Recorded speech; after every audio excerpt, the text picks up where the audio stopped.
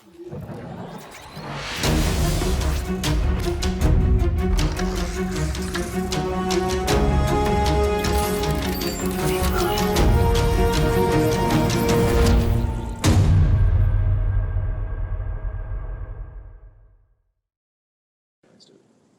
morning, I'm Major Josh Conder from the 552nd Maintenance Group. And I'm Captain Tony Cummings from the 552nd Training Group. And we'll be discussing theory constraints on the flight line. Feel free to drop any questions you have in the chat over to the left. We'll be monitoring the day of to make sure that we're there to answer any questions you may have. Okay, what we're going to do is start with the journey of bringing theory of constraints, or TOC, to the flight line. Then we'll go through the other bullet points you see to kind of lead you through the journey that we went through here at the 552nd.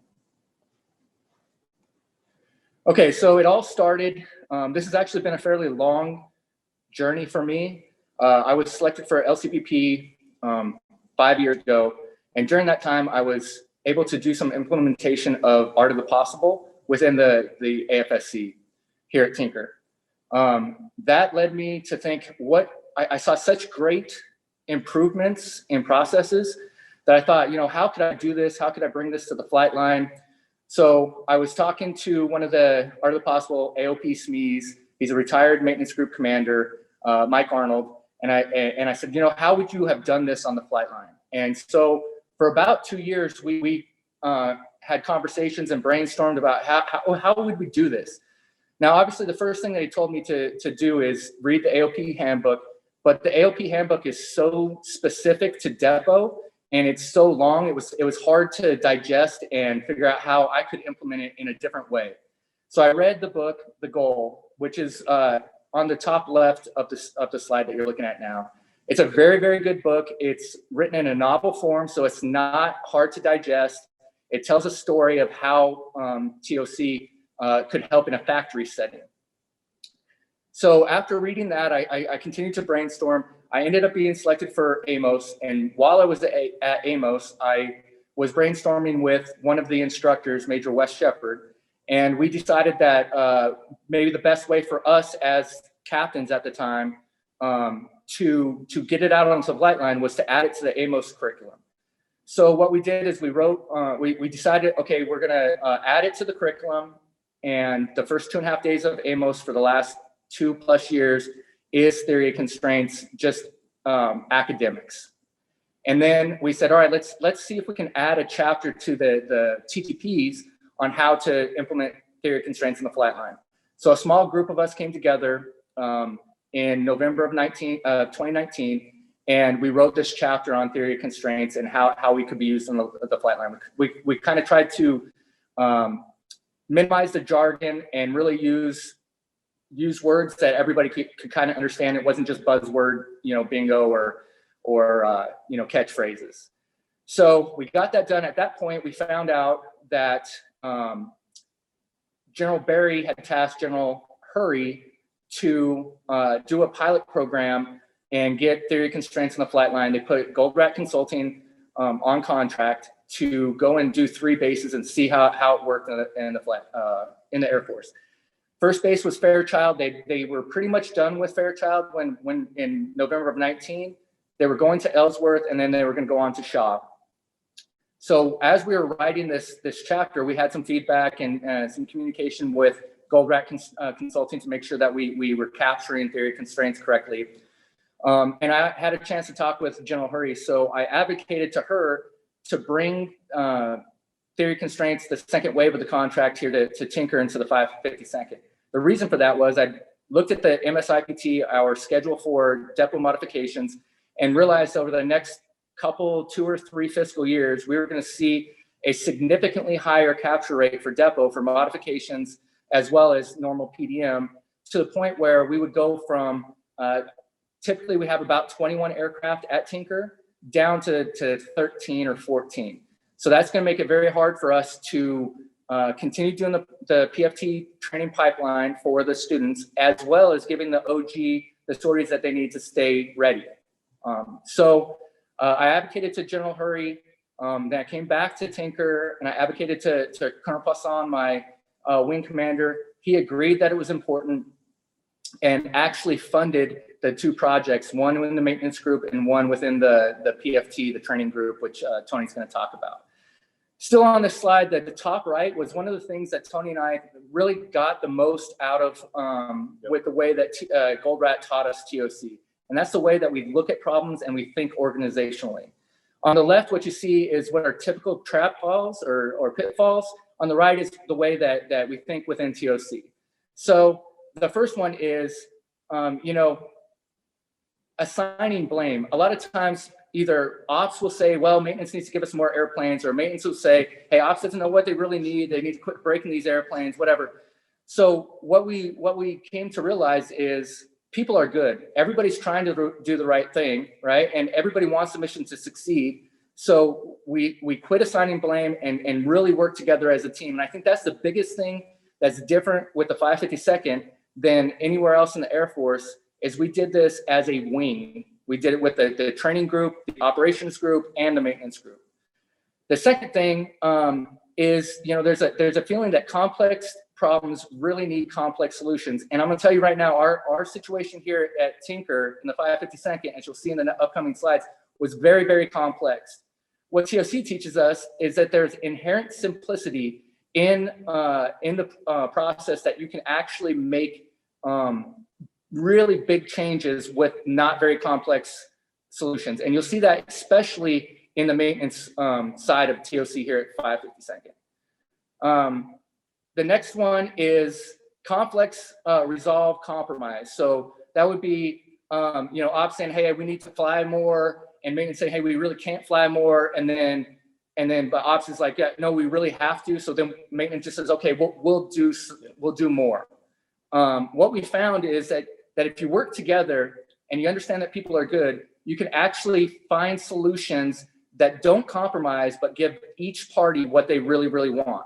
And the last thing is, I know, right? So I've been in maintenance for 23 years. This is, I think, my 9th base. It's very easy to say, hey, I've seen this before. I know what the solution is.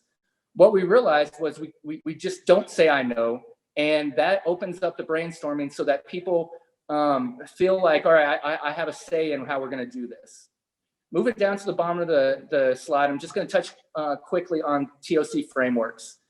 The main thing is TOC is all about focus. And that's what Dr. Eli Goldrat said. He was the originator of TOC. He wrote the goal and a number of other books, and was the founding person of Goldrat Consulting. So we're going to look at just the 5 focusing steps. The first one is you got to identify the constraint, and you'll see through our slides that we have identified which step we were doing in each of the processes.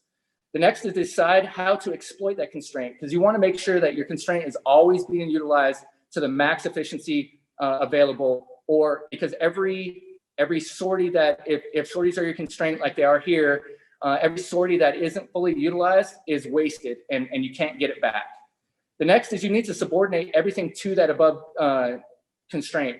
What that means is you need to change and make sure that everything in your focus is making sure that that constraint is being utilized. No local efficiencies at different levels, which I think is where TOC differs a little bit from the old AFSO 21 mindset. The next thing is to elevate that systems constraint. What that means is if you have subordinated to it and you are exploiting it and you need more, you need to elevate that up. And that may, in some cases, cause you to buy more resources, but that's kind of the last step before you go back and say, okay, don't let inertia become the constraint. Go back to step 1. So it's kind of like the OODA loop that we all learned in SOS or OTS or whatever our commission sources were. You go back to the step 1 and you look at the process again, and you'll see that we've already started doing this, even though we are just completing our 6-month implementation. So at the 552, I think every theory of constraints project really starts out with one thing, that's a champion. Our wing commander here, Colonel Alan Poisson, really was our champion in starting this TOC project.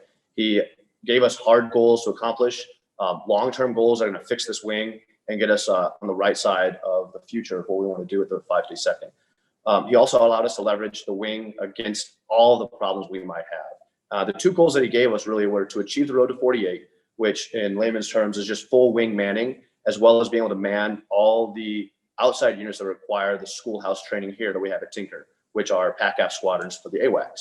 And the second was to reduce the training time by clearing out the PFT backlog and the wait times for incoming students. So for Achieving the Road to 48, we had a conversion going on in the wing, which streamlined our training, but required us to leverage assets against converting the ops group of the operators that are currently manned at Tinker.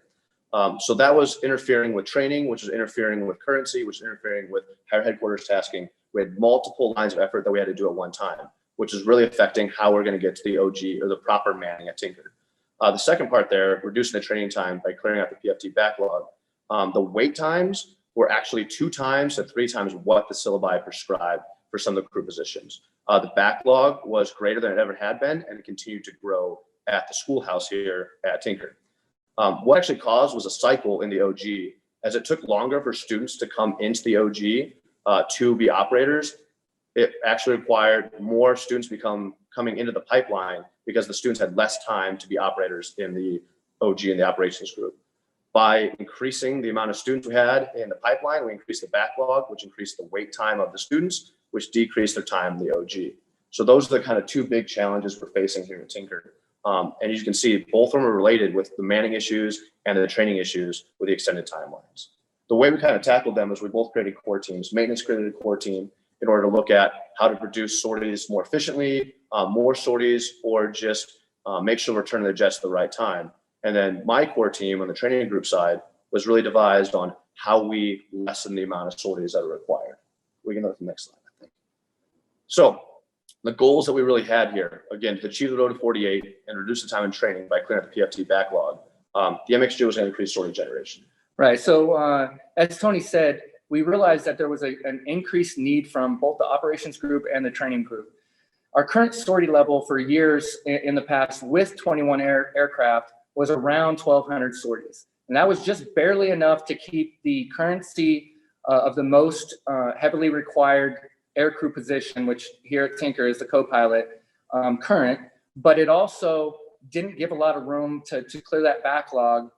So our team came together and we said, you know what, let's make a goal. Let's try to get to 1,500. And there's some math behind that we'll go over later. And remember that we not only are we going to have a very high capture rate with depot and modernization the next couple of years, we also have a very different configuration management issue than most bases, because we have different back end systems. And I won't go into it too much. Just understand that we're going to only have about 13 to 14 on average aircraft that can really do what the training group and the ops group needs. So we were going to have to figure out how we can produce more sorties with less aircraft. And then the TRG and the OG, they looked at they did the math, and the requirement doing it the old way would have been 1,700 plus sorties to get to the road to 48 and also clear the backlog. Yep. And so when we looked at our core team for the TRG and OG side, our goal was really to utilize the sorties in the most efficient way possible, and to reduce or just alleviate some of the training from the constraint, which is the sortie. The way we did that was our core team really got into it. We have 10 to 12 different crew positions that we have on our jet at one time, all requiring different training needs. So my core team was developed or comprised of SMEs from each of those crew positions. And those are the people that really impacted the wing. Like, it hurt to lose them. We had them lose them for about a month to all come together in a core team, lock ourselves in a room, and start developing COAs and ways to actually reduce the sortie requirements for the training. Some of the training took upwards of 12 to 14 sorties, which you'll see in future slides. The refly rate, the attrition rate, and just the non-effective sorties were causing that to be upwards of 18 to 24 sorties per student, which is really causing the backlog. So we kind of met maintenance in the middle here as we will work to our 1,500 sortie goal for maintenance's core team to increase the sortie production, and our core team to really reduce the requirement for training on sorties, or at least make that the most efficient training that we can. And that really brings us to step 1 at TOC, which is identifying the constraint is the first step of the process here. Right. Moving on, we'll go to what the TRG and OG solutions were to really maximize the sortie throughput. So my core team, over that month that we were locking ourselves in that room, we really focused on 3 things, which were role-focused sorties, and we'll get to that one. I'll get more data on this in a second, but just to give you an overview, role focused sorties to enhance the sortie profiles to maximize training for specific crew positions. And those crew positions were really the ones that the operations group and the wing needed most urgently at that time. Second, we had wing level priority combat plans. That really implemented focused and prioritized combat plans to making sure that the sorties that were flying that day, that month, upwards of that quarter were the true type of sorties that we needed to fly in order to man the OG correctly and make sure that we're really getting the most efficient training out of those sorties. Number three there with ground sorties and tech review. The technicians on the AWACS, there's 3 crew positions right now. We moved from 4 to 3, and that actually increased the backlog that we had at the TRG while simplifying their training. But they were upwards of flying 12 to 14 sorties per the crew position. So by alleviating them from the constraint, which is the sortie, we used ground sorties, and we actually reviewed the syllabus to see what could we move out of the air sorties by using this creative new technique called ground sorties in the 552, and how can we streamline the syllabus using new technology with part task trainers, VR, and just on the ground training to alleviate the constraint for the air sorties. And really, the ground sorties are one of the biggest things that we got out of this. Yep. And just to give you an idea, because I know that not everybody's worked AWACS, there's not a simulator for technicians on the ground. So we had to fly them for every bit of their training. Yeah, every other crew position has a simulator, but the technicians. Yep, and we'll go into some of the things that we got out of some ground sorties a little bit later, but I just wanted to say that, you know, at the beginning, there's just no simulator for technicians on the ground. Yep. So moving on to role focused sorties, you can kind of see the top there, and most operators and maintainers, I think, are the same way. We're perfectionists, right? So when we design a sortie, we really want to get the most we can out of it for every crew position and load it up with the right people on it. And we hope it goes perfectly. But we all know with Murphy's Law, nothing goes perfectly. So original sortie at the top there, you can see there are multiple different sections where each crew positioner in our jet would get training. We realize that's actually inefficient. There's training conflicts, there's no buffer, and you actually have low sortie throughput, even though you might have a higher number of students on that sortie than a role-focused sortie. The training conflicts really stem from the fact that multiple different groups of students on that sortie all require different training. No one can train while the other group is really training through that combined sortie. By breaking them down into a BMT sortie, you see it on the lower left, a tech sortie right in the middle, and a flight deck sortie in the lower right, we reduce the conflicts between the crew positions. We provide a sufficient buffer, which I'll talk to in a second, and we actually increase sortie throughput by ensuring that whatever specific student needs are on that sortie are met. The buffer is the highest point that I want to talk about there because it allowed us to deconflict the primary student training, which we'll start with BMT on the left-hand side there, since ABMs, air battle managers, were the most pressing needed students at the 552.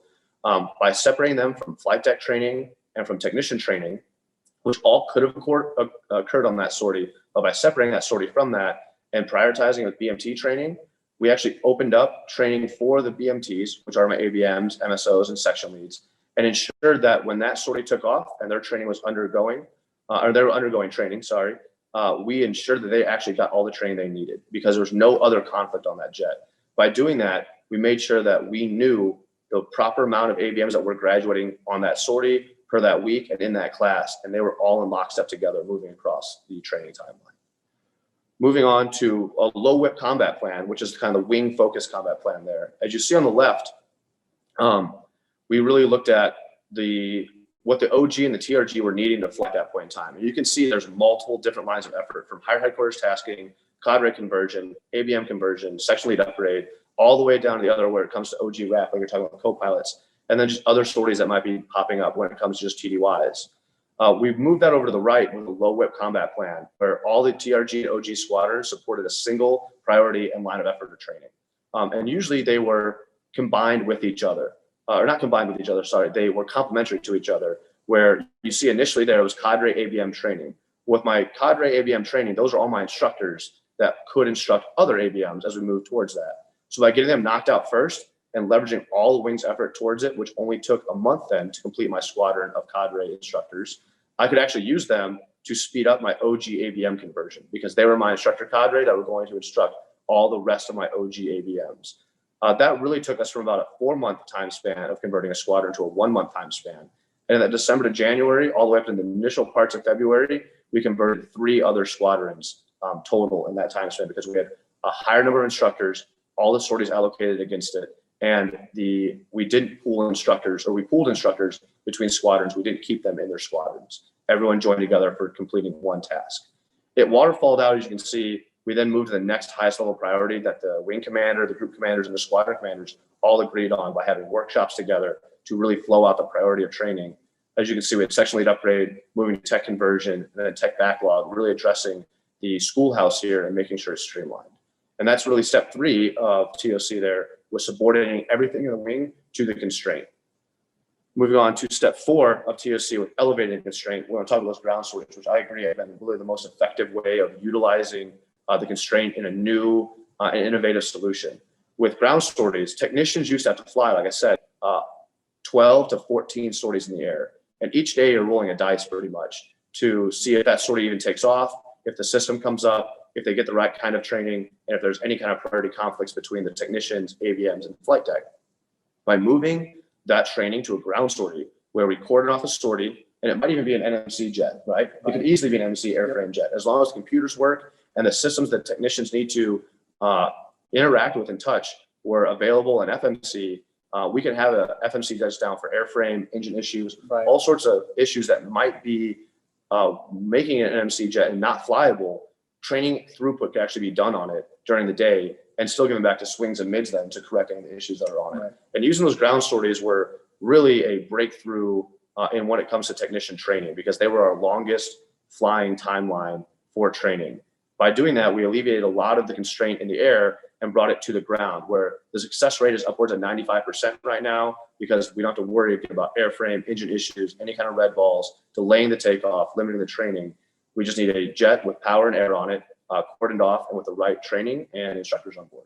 Yeah, and from the maintenance point of view, I don't have to produce this aircraft. As Tony alluded to, we were able to use NMC aircraft.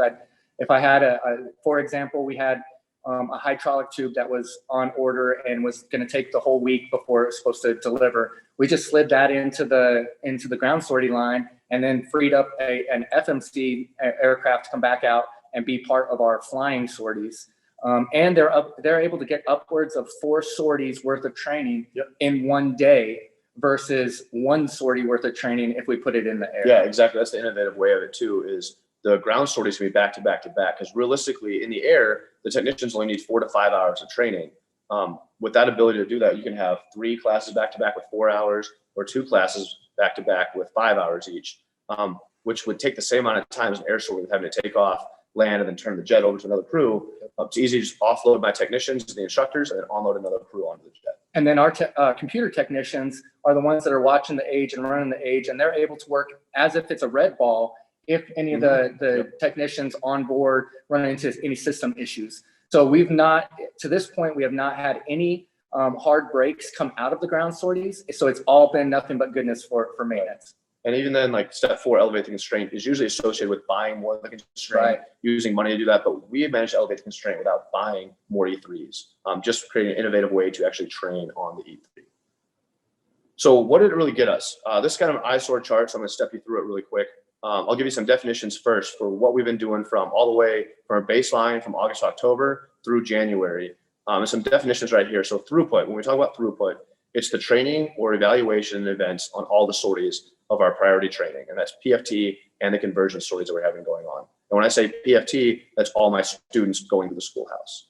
So the max, we actually calculated what the max throughput for each sortie is going to be. And we have it laid out month to month. And that's the ideal based on reaching the target throughput for every scheduled sortie. That's with no attrition, nothing going wrong in the aircraft when we take off, no system issues, and making sure that every seat is filled with the right students. And the student doesn't have any problem on their sortie, no hooked flights. No S&Ps, no nothing. Yep.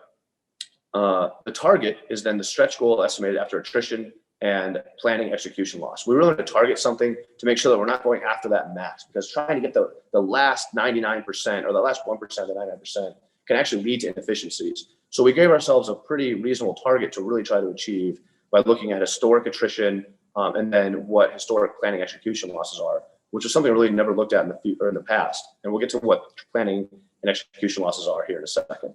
And then actual is our actual achieved throughput for what that month or that week held for us. So if we look down at training, conversion, attrition when it comes to sorties, our baseline from August to October on our training and conversion sorties was a 29% attrition. And that's that left-hand chart over there. I guess it's right hand now. I'm seeing the screen up here. Might be on the right hand. It's flipping it around. So 29% attrition though in training and conversion attrition.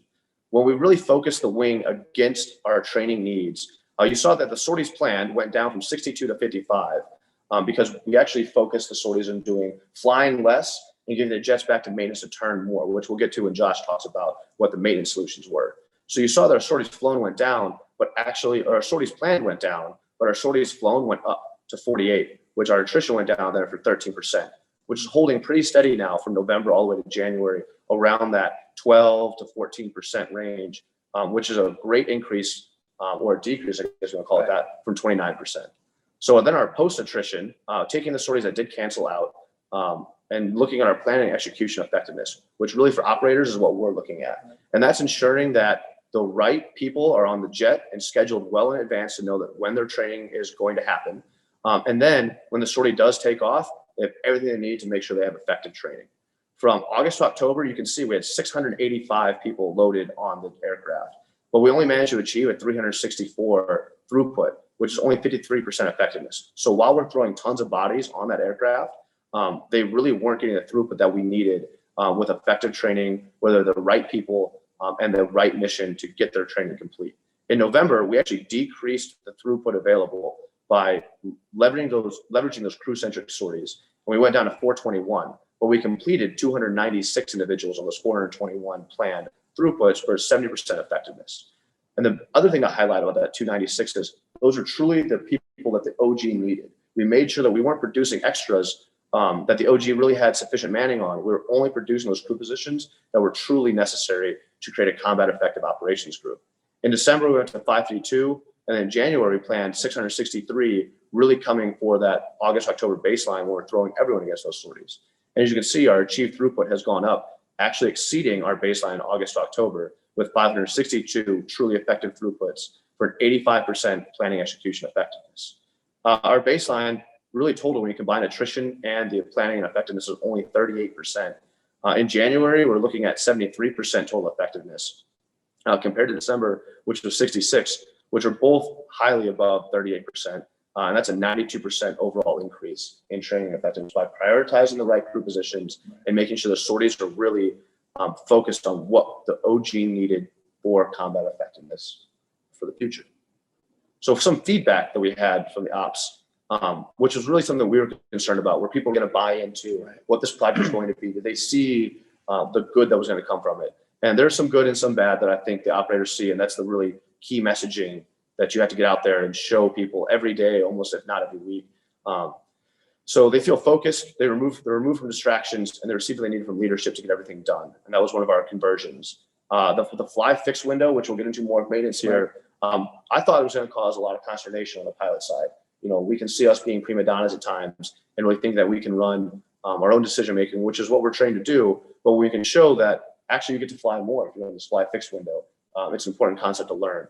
So they see that they get more consistency and predictability. They can plan consistent student training because the takeoffs are no longer a 4 a.m. takeoff to an 8 p.m. takeoff. It's all consistent in a block. Everyone's taking off at the same time. And we can turn students the next day or the day after that without interrupting crew rest or training cycles. And then they can see that training that used to take 6 months now takes 2 weeks, like we're talking about squadron conversion efforts. And they show up expecting to fly rather than expecting to cancel. And that's really that attrition going down, which is nice. Some people love the fly fixed window, but it's causing them to cancel on tankers, which tanker units don't know our fly window. And they might, have refueling tracks outside of that, which pilots desperately need for our training.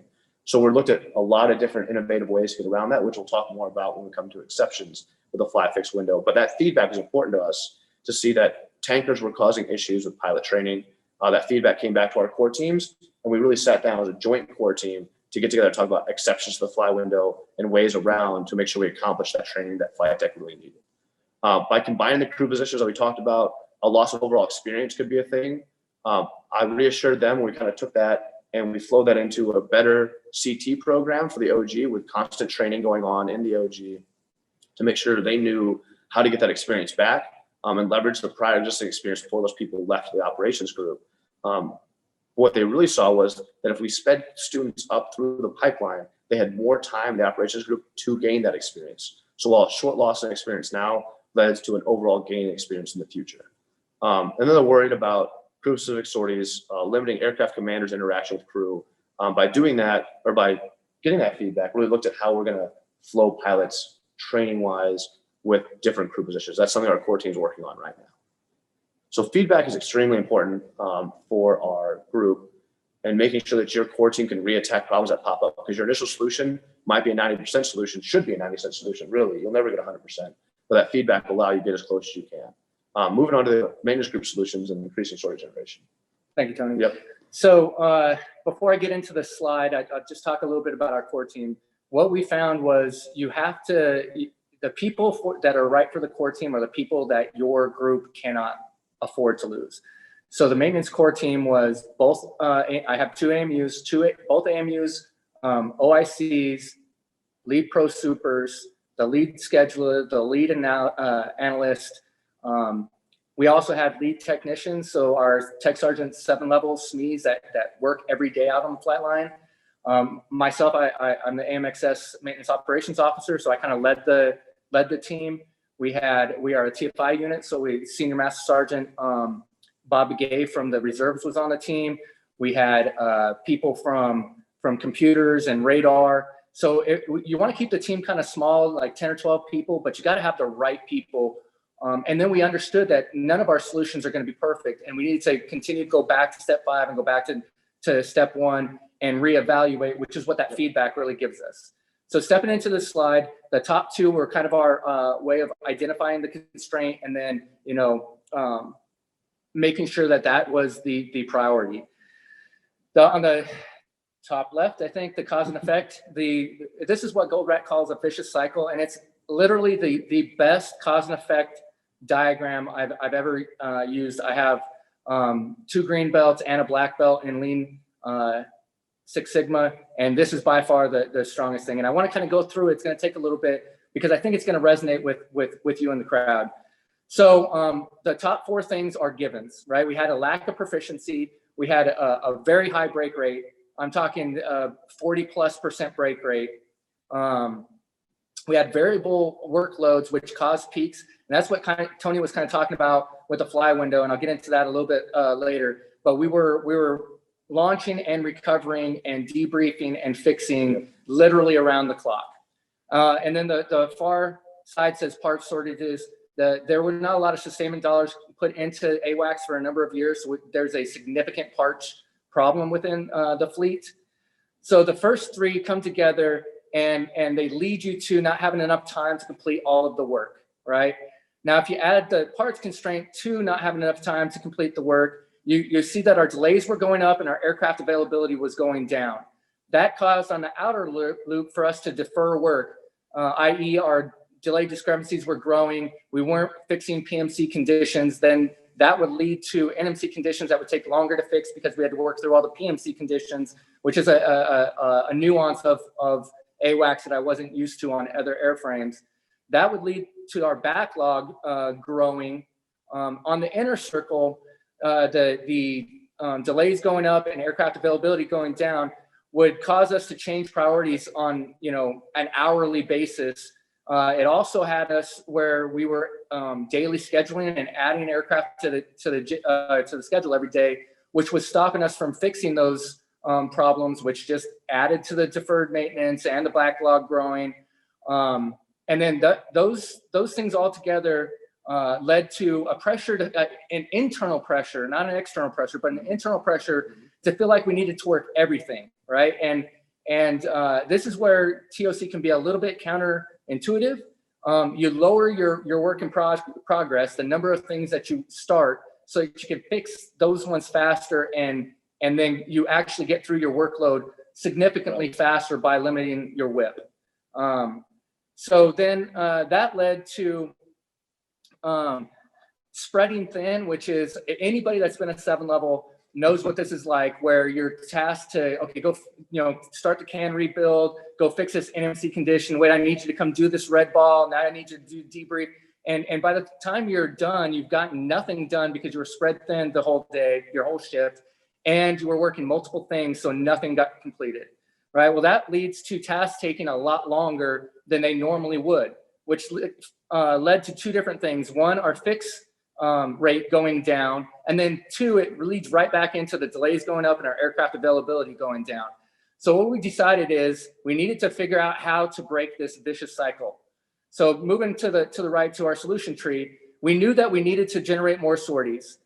The two ways we're going to go after that is ground sorties, as Tony talked about earlier, and increasing our aircraft availability. The way we're going to go after aircraft availability was we need to lower that WIP of scheduled maintenance, which I'll talk about in just a second, through bundled maintenance and major maintenance. What we decided major maintenance is HSCs, home station checks, ISO, so the isokernel inspections, and washes, because those were all being scheduled for multiple days, with the wash and the HSCs being scheduled for 2, and the ISO being about 15.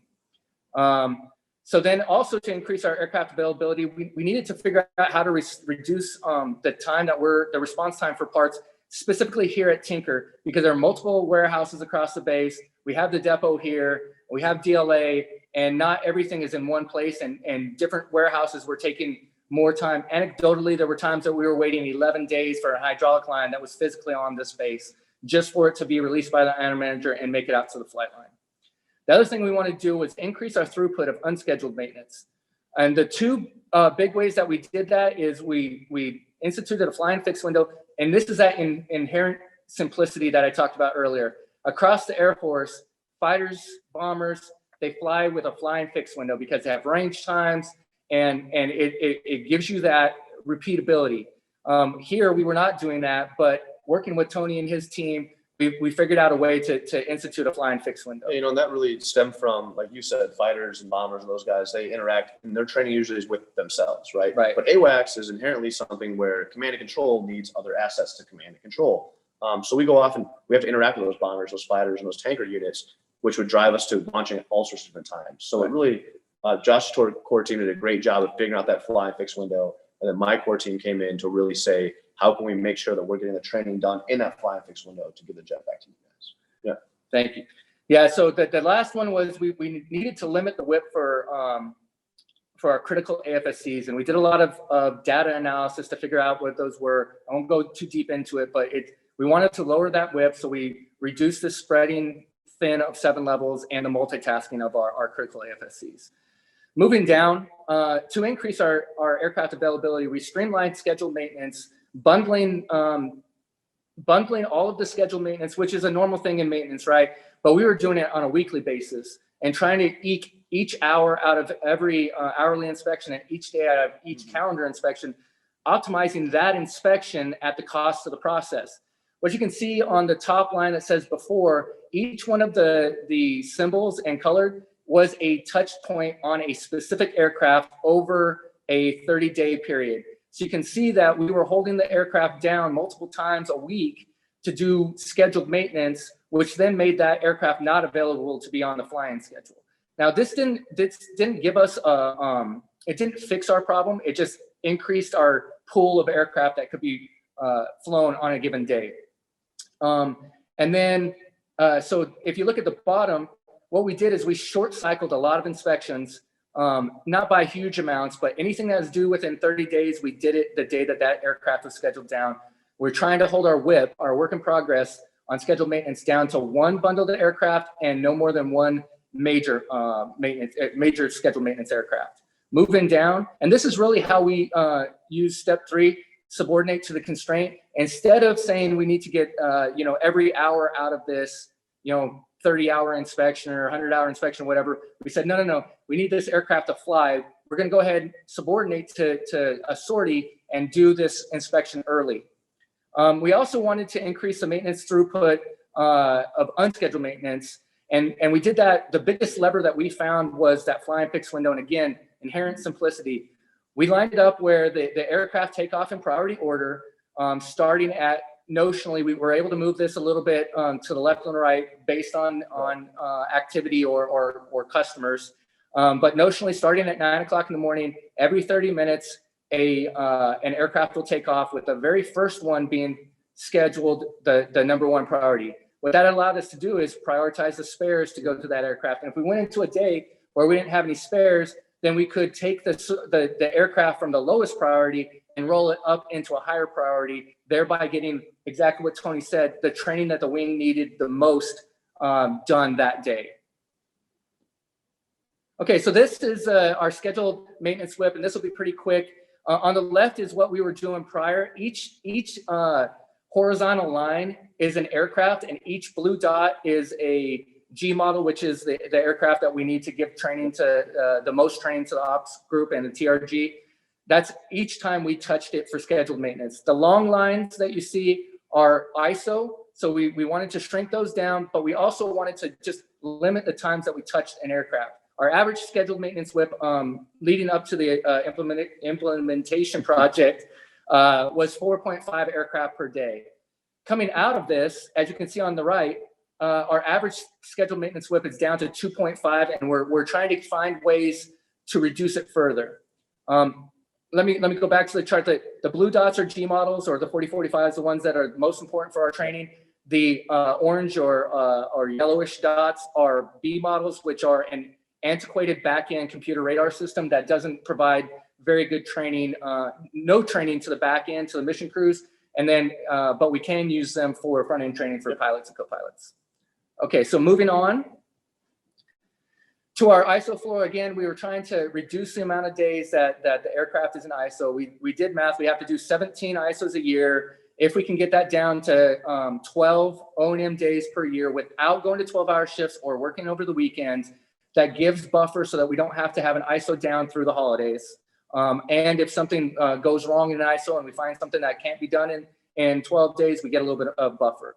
So moving the top bar, what that indicates with the diagonal lines is that we were doing inspections and then starting repairs while still doing inspections and doing repairs and then starting what we call backlines with ops checks while we're still doing repairs, which caused us a lack of focus.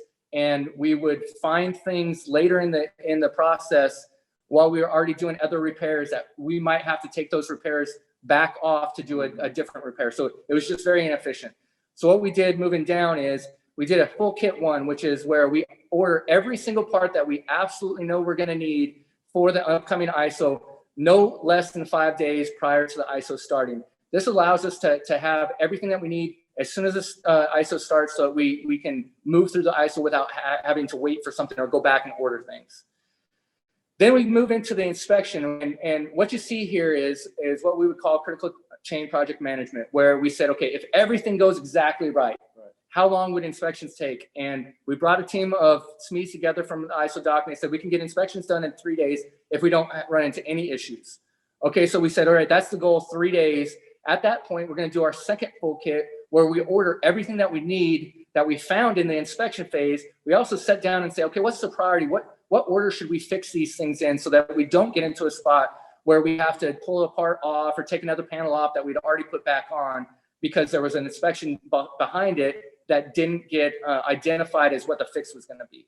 And then after that, we say, okay, if everything went right and it's a beautifully clean ISO jet, how long would repairs take? And the answer was from the team was 4 days. And then again, we said, okay, what about backlines? How long should the ops checks take? And they said, we should be able to get them done in a day if nothing goes wrong.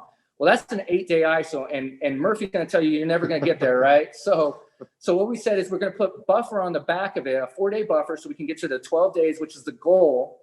And we manage the buffer, right? So if we're a day behind in repairs, that's okay. That should push us to day 9, but that's still within the 12 days that is the actual goal. And the very first aircraft that we did, because we're so new in this process, was able to complete in 11 days, and they did 7 DDs, delayed discrepancies, which before that they were averaging between 12 and 15 days with no DDs. So I was getting an aircraft back in AMXS that was honestly not much better than it had gone into ISO, other than it wasn't doing ISO. So moving on to some additional solution elements. Again, step 3, we're going to subordinate everything to this constraint. We started what is we call a red ball single queue system. What that means is, as I said before, I have 2 AMUs, a red AMU and a white AMU. And in the past, if red had 3 sorties taken off and back to back to back, red would do all of their own red balls, which kind of makes sense. And geographically, Tinker and the 552 is different than a lot of places in the Air Force. We're all in one building. We're all operating off of one flight line. There is no, white ramp and red ramp. We don't have enough spots or enough aircraft. So it's just kind of commingled. And we go TDY and deploy like that. So we said, all right, well, what if red has the first 3 launches and they get an E&E red ball? They'll handle the first one. White will take the second one, thereby keeping the whip low for our E&E guys, which were one of our critical AFSCs. We also said, okay, we were doing 6-hour red balls, which is no good for anybody, right? Because then the crew's on there for 6 hours, and then they got to fly for another 7 hours. And then my guys are tied up working red balls for 6 hours and not able to fix other airplanes. We said, all right, if the E-Tech for the red ball is greater than 75 minutes, we will just step them directly to the spare. We will continue working that aircraft to bring it up to be able to use it as a spare on later sorties. But this way we get them, the crews off the ground in a closer to on time, percentage than we were when we were doing 6-hour red balls, which everybody kind of really liked. We also started a dedicated parts runner to execute red ball sortie order or supply orders.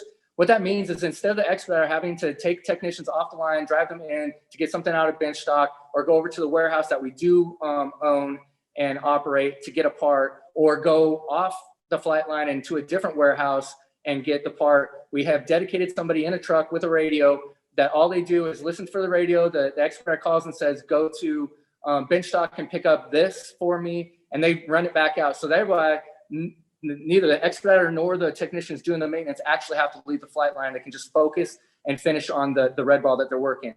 And then across the two launch trucks, there will be at least 1 7-level, 2 5-levels, and a 3-level if available from each AFSC to ensure that each red ball is taken care of in the most efficient manner possible. Because again, we need to subordinate to that constraint, get them off the ground. And then with that fly window, our red ball teams are now like a 4-hour, 5-hour part of the day, vice needing to be supported throughout the 20 plus hours of our past flying days. The next thing we did is we said, all right, we need to concentrate the unscheduled maintenance into the fixed window. And this is how we lowered our whip. We talked to our lead technicians across all of the AFSCs and said, hey, how many people would make the optimal team to fix a maintenance issue in your AFSC? And originally it came and said, we need 1 7-level, 2 5-levels, and a 3-level for training on each team. We did this for a little bit, and then we came back to step 5 and said, okay, let's talk to the team. What are we seeing? And the lead technician said, hey, we were wrong. We really can have a 7-level covering 2 jobs. So they may be troubleshooting one job, get it to that point where it's just a part. A 5-level can change it out. The 7-level come back and catch the X, and then it can move on to another job, thereby ensuring that we're working efficiently and effectively and not tying our hands to a spot where a 7-level is just standing there, not utilizing his time. Okay, so then what else do we look at trying to exploit the constraint, make sure that if we've put man hours into generating an aircraft, how can we make sure that it's more likely to take off? So we brought another small team together of lead technicians, 7-levels, 5-levels, crew chiefs across the AFSCs, and we did an analysis on over 300 red balls, and that team came to the conclusion that about a third, 33% of the red balls were considered preventable. And by preventable, I mean we had to service something, there was something leaking, something that really should have been caught, and we said, okay, what's driving that? And we realized that we don't have any pre-launch inspections or walk-around inspections in the 6WCs for the AWACS. So everybody is breaking the jets down however they felt they should, right? And there was no consistency, there was no standardization. And because our pre-flights, just like pretty much everywhere else, are good for 72 hours, what is leaking today probably was not leaking when it was inspected yesterday. So the team actually created a standardized pre-launch inspection that we use as a local work card now and are working through the process of after 22 to get it added to the 6WCs. We also said, okay, how long are these pre-flights taking? And so we had competent, experienced 7-levels go through card by card and walk through it. And it took them 6 hours to do a pre-flight inspection. So they realized during this process that the pre-flight cards were not laid out in a manner that made sense. They had to go into the nose landing gear, back to the tail, out to a wingtip, back to the nose landing gear, to the fuselage. So they said, okay, we're going to reduce and eliminate that variation. We're just going to go to each area one time. And the goal is to get it down to 2 hours. So originally with our first process, we were able to save 2 man-hours per pre-flight, but our goal is to slash that in half again and get down to a 2-hour pre-flight. Some of the ways that we're going to do that is the crew chiefs identified that their toolboxes were not optimized for launching. They were more for maintenance. So they didn't have everything that might be needed to do a pre-flight. So we're looking at that now to optimize our pre-flight toolboxes to have everything that's needed. We're also looking at here in AWACS, when we pull circuit breakers, we have to do a warning tag checklist, and then we have to warning tag every single circuit breaker, even if you're doing a red ball. That can add hours of administrative burden to a process that we really need to expedite so we can get that aircraft off the ground. So we're looking at how AMC does collars on circuit breakers and working through that right now. We also are looking at, it says a FOD waiver. It's really a FOD definition, yes, right? Yeah. What is a critical FOD location and what is not a critical FOD location? Obviously, the flight deck is, because it could get into flight controls. It can make its way down into the cables. But in the back of the aircraft, which is really a flying office, maybe it's not. So we worked with engineers in our SPO, and they came back and agreed with us. And now we have a FOD definition so that aircrew feel comfortable taking an aircraft that may have a screw missing from a panel back in the galley. But that's not going to cause a safety of flight issue. And now it's in the TO, so we all know and are comfortable with it. And the main thing for all of these is we just want to save time.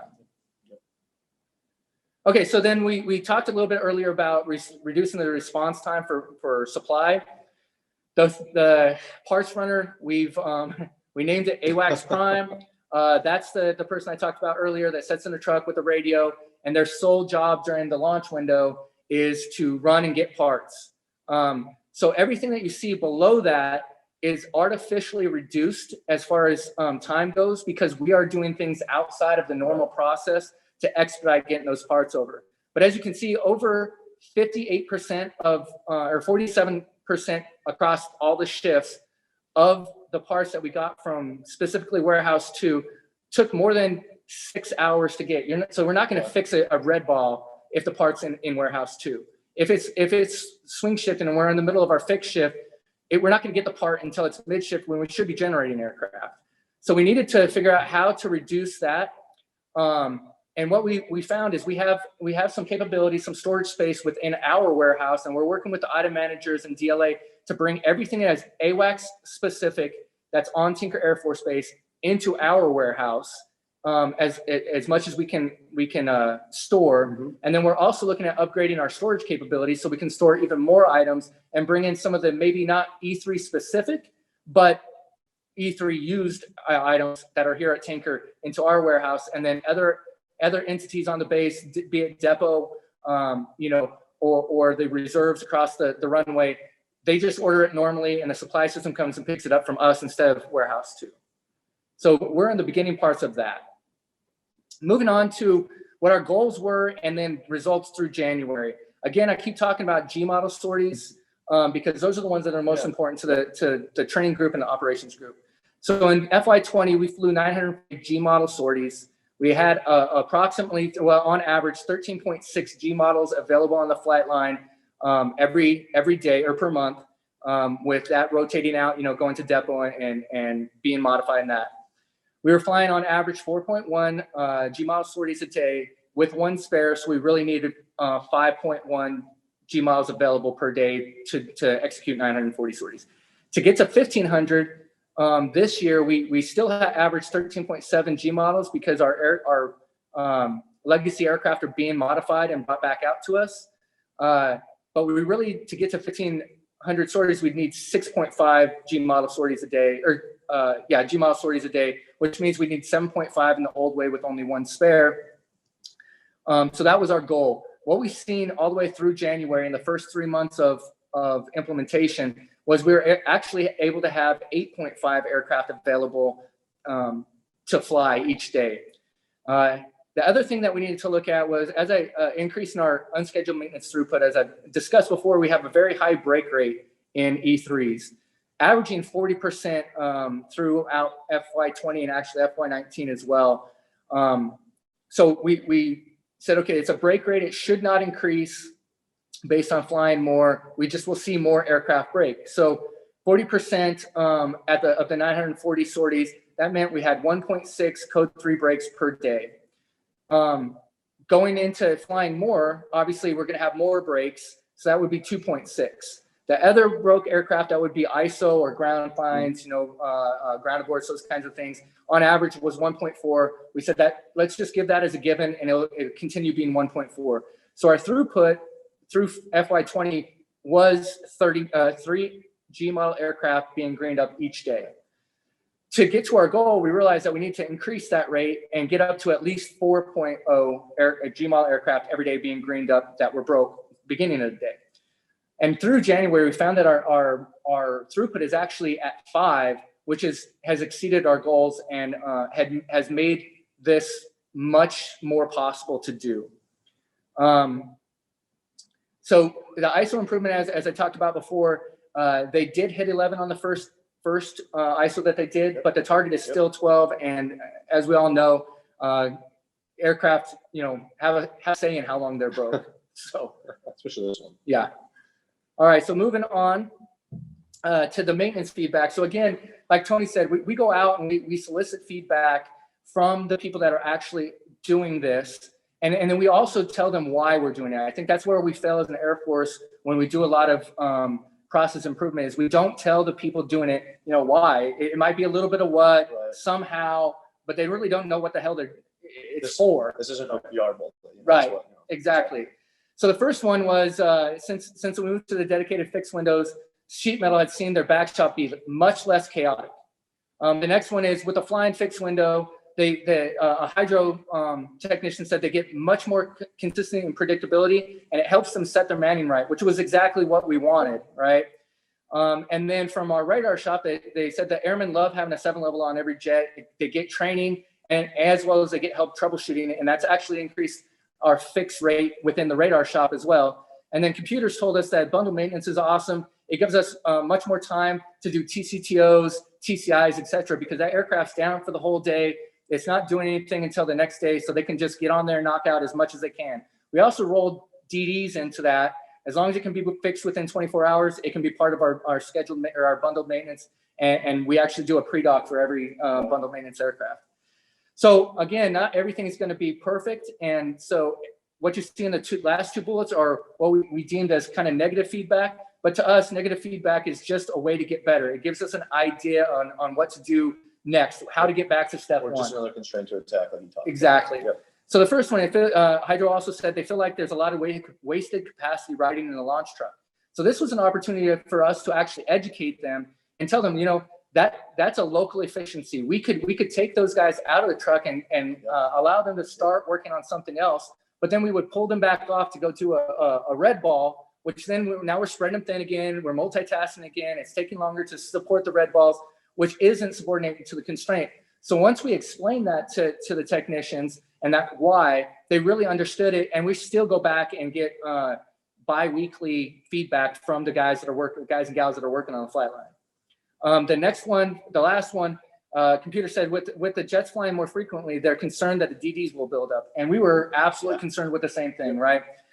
So that's why we added it to our bundled maintenance. We added it back into our ISO process. We also added back into our HSD. And then obviously as maintainers, we watch our DD rates. And if they start growing, we're gonna have to come back together as a team and really figure out how can we increase the readiness of the aircraft without decreasing the readiness of the training group or the ops group. So the last thing we're gonna talk about is kind of lessons learned. So what did we learn? Going through this process that may help you if you decide to try to implement in your wing. The first thing is you need wing and group leadership buy-in. It was a perfect storm, which is why I advocated so hard to get TOC out here. Our wing commander was bought in from the beginning. operations group commander, the training group commander, and the maintenance group commander were all bought in from the very, very beginning and gave us the ability to pick the right core team. Like I said, it was cross-functional. There's an ops group core team and a maintenance group core team. It had deal level leadership. So for instance, like I said, I'm the maintenance operations officer in the AMXS. So it gives you that positional power to enact change. And we did all of the heavy lifting. We had contractors from Goldratt out. They facilitated our workshops. They facilitated our conversations. They educated us on theory of constraints and did a lot of the analysis in the background. But all of the heavy lifting, all of the tactical changes were done by this core team. So it's absolutely imperative that you have the right people on that team, because if not, you're going to get wrong solutions. You also have to be humble enough to say, I don't know that this is a perfect solution, but we're going to implement it, get some feedback, and tweak it. Right. Well, and I agree with that. Like, group and leadership buy-in, what really helped with having Goldratt there is they provided the workshops for our wing, group, and squadron leadership. And if you guys know, pulling squadron commanders, group commanders, and wing commanders away from their offices for 2 days to do a workshop is not something they're always most interested in. But having an outside contractor really come in, sit them down through the workshop, teach them to see, show them examples, give them outside examples of what other Air Force units have done, really helped us get that buy-in, even down to the squadron commander level, which is really important. And then along with the core team, them teaching us TOC, Right. getting us in the workshops, and then providing that basis along with data analysis. Goldratt really was key to making sure we had that ability to do the heavy lifting, like you said. The SMEs came in, figured out the constraint, and figured out how to best use the constraint to make sure we get the most efficient use out of it. But Goldratt with the backup there was great for doing the data analytics Right. that our core team needed to do. Absolutely. Yeah. Having that group and leadership buy-in also allowed us to have autonomy, right? So we pulled, like the lead pro supers, OICs, myself, we went into a room for 3 months and really 3 days a week, didn't do our normal jobs, Yep. which was very, very hard on the rest of the, pro supers and Well, like you said, the core team was those SMEs that really Yeah. were the most influential people out there in each group. And when we removed them from those offices, it was hard. But with the right group leadership, like you said, it allowed us that ability to really steal them for 3 days a week. And then I say blue sky. What I mean is nothing's off the shelf. Whatever we came up with, we had support from the 06s within our wing Right. to implement.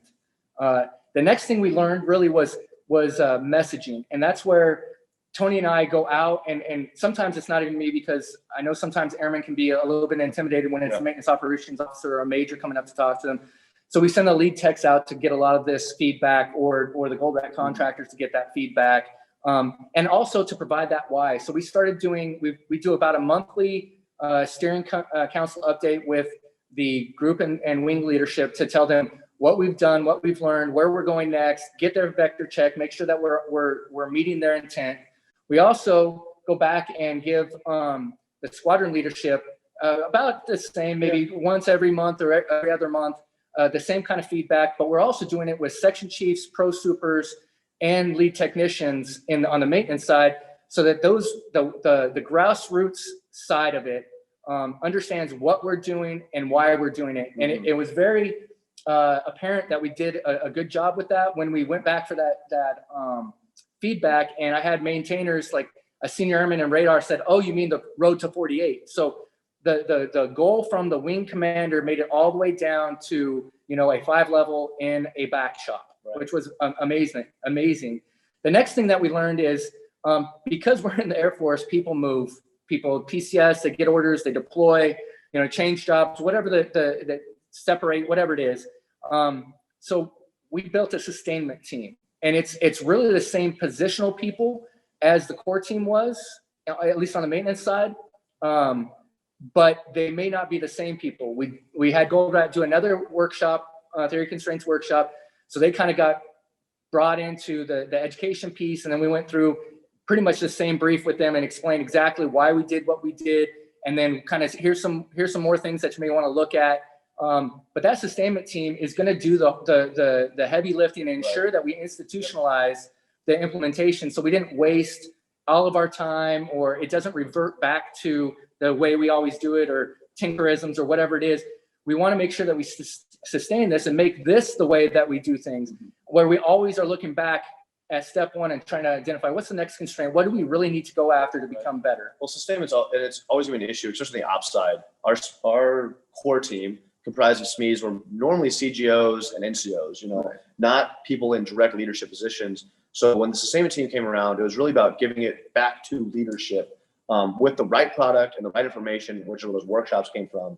And then using the messaging, like you said, from the wing commander all the way down to make sure the message and the directive has reached the director of operations and the squadron commanders. We're about to take over what those lines of efforts are going to be for the future. Because as you'll see, any of you who start up a project out there, it's a lot to handle for one person. Right. Being able to divvy up those lines of efforts are important, especially giving them back to the true leadership who runs those lines of effort. It can be annoying, as anyone can see, for a captain or an NCO to come in and tell a squadron commander what they need to do. It's educating them on what they need to do with the right messaging, using grassroots or using above leadership, and then empowering them actually to use the TOC that you've learned and that they're going to learn to really implement their lines of effort and achieve the overall wing goal. Right. So that's a big point sustained right there. And the part I want to harp on, it will be difficult to sustain using just CGOs and NCOs. It's really about providing the plan and giving that buy-in back to the squadrons. Absolutely. Yep. But we decided we wanted to have lead technicians or CGOs Right. on the ops group side for the original core team, because They're the ones in it. and who's Yeah. innovative? Is it me at 43? Maybe not. It's the younger generation that really hasn't been doing it forever. They're the ones that come up with these good innovative solutions. Yeah. Moving on to like kind of changing Air Force mindset with that, like we look at localized efficiencies. Right. And that's hard to tell a shop sometimes who might not be the constraint to not work at 100%, because they're going to pass those numbers up to leadership, and leadership's going to see their lower output or them not working 100% of the time. But really minimizing local efficiencies is core to getting that throughput done and achieving the overall wing goal, because a thing that's not the constraint working 100% just produces more inventory, Right. wastes more time, or just doesn't allow me to throw more resources at the constraint. If I have people in a back shop working 100% of the time on something that isn't needed to produce sorties, what's the point when I can use those people out on the flight line? I can use those operators not in a admin function, but on a training and instructor function. And localized efficiency is really taking a look at that and taking those away from people to gain overall efficiency is really important. And it's not a normal Air Force mindset, as I think that some of you out there may have felt or see. Josh, what do you think about that? Absolutely. Yeah. That's exactly what I was talking about with the red balls. They see 7 levels setting in a truck for 4 or 5 hours, and maybe never getting a red ball. Mm-hmm.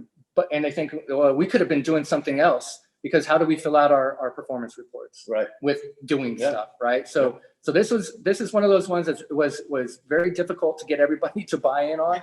But once they did, and we started seeing the results, it's been significantly easier. Yeah. And then moving on to buffer, both in maintenance, we talked about it on the ISO, but really, I think the biggest thing that we saw was on the training group side and the ops group side, where buffer comes in. Yeah, buffer is important, where we're not having hard start and end dates. We're starting as the thing is full prepped, full kitted, as we want to say, Right. ready to go. And the end date is really not a hard and fast date. It's, did we give the right amount of sorties, and the right amount of sorties taken off in order for that line of effort to be achieved? And using that buffer and eating into that buffer and regaining that buffer is the core part of not telling like, hey, we're behind or ahead of schedule. It's where are we at in the buffer? How can we reallocate sorties? How can we gain buffer back by being more efficient and taking another look at the line of effort and the constraint to achieve or getting the training done? There isn't this shifting to the right, shifting to the left, and making everything shift with it. It's a holistic effort you saw that waterfall chart to how I manage my buffer to make sure the leadership isn't set on saying, oh, we're behind now by 2 weeks, reschedule everything, reflow everything, make all this happen. It's where we're in the buffer. It's okay, we have eaten this amount of buffer. Let's reflow to look at how we can regain that buffer and then be more efficient in the future. And that was a big part of resetting the mindset of the wing and leadership around here. And then finally, focus on wing priorities. I think that's a good one. Right, absolutely, because it leads back to the last two things that we talked about, right? If we're consuming buffer, we want to make sure we're consuming it on the wing's priorities, and then if to eliminate localized efficiencies, you just look at what is the priority of the wing, not what is the priority for my hydro shop. It's what's the big priority for the wing, and how can we get after that? Yeah. And if that work isn't achieving that priority and really working on alleviating the constraint, then realistically, why is You're that kinda work wasting need the to be time. done? Yep. Exactly. And giving that time back to your airmen, obviously, as we talk about all the time, is a core function of what the Air Force should be now. You know, giving time back to my people and making sure that their work is valued and they see where it is valued. And by showing that priority and showing that constraint, they all see where they fit in the big picture. So I think that concludes our brief real quick there. Do you have anything else for him? No, No. that's, Yeah, thank you for sitting down with us and learning about theory constraints in the flight line. It's been a heck of a journey, I have to say. But throw any more questions over the chat box to the left there. I will be online to answer them all. And again, thanks you guys for sitting down and talking with us.